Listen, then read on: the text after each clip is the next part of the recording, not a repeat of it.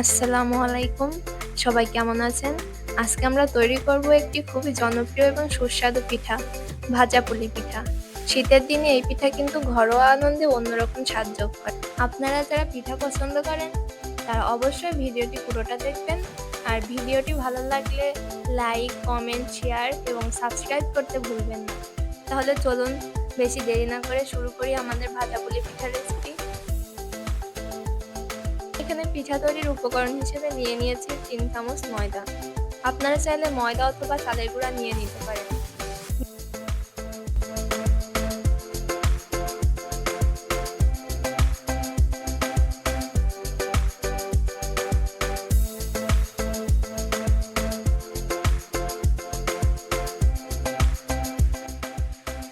নিয়ে নিচ্ছি 2 চা চামচ সয়াবিন তেল, সামান্য পরিমাণ পানি, 1 চিমটি লবণ।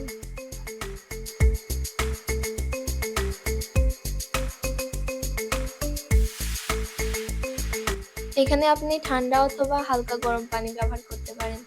তবে চালের গুঁড়া ব্যবহার করলে পানি অবশ্যই গরম করে নিতে হবে। সবগুলো উপকরণ একসাথে মিশিয়ে কিছুক্ষণ পর পর অল্প পরিমাণে পানি দিয়ে একটি ডো তৈরি করে নিতে হবে। এখন আমি এই ডোটি 10 মিনিটের জন্য রেখে দিচ্ছি। এর মাঝে আমি পিঠা বানানোর পুরটা তৈরি করে নেব।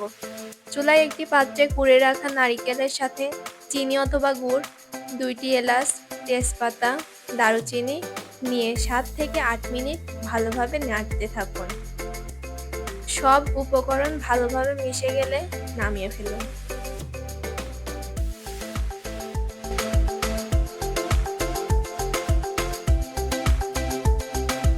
এখন খামির থেকে ছোট ছোট লেচি কেটে গোল আকারে বেলে নিন।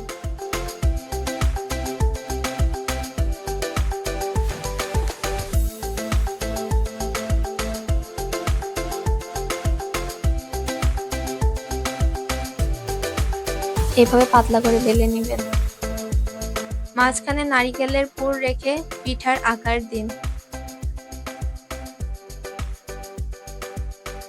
বাড়তি অংশটুকু ছাঁচ অথবা ছুরি দিয়ে কেটে ফেলুন। সহজে 2 পাশ যুক্ত করার জন্য এভাবে কাঁটা চামচ ব্যবহার করতে পারেন।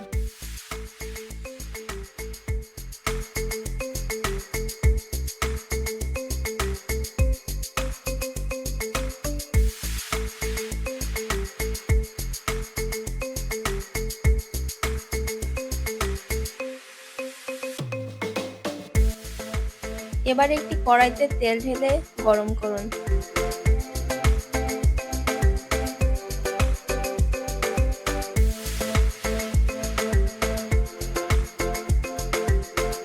পিঠাগুলো মাঝারি আঁচে সোনালী রং হওয়া পর্যন্ত ভাজতে থাকুন।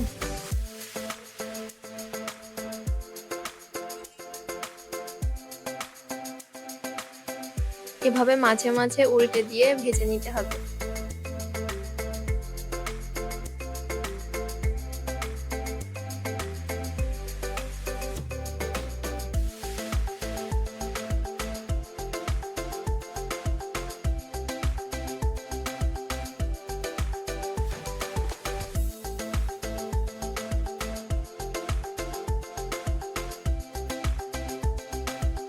দেখুন পিঠাগুলো সোনালী রং ধারণ করেছে।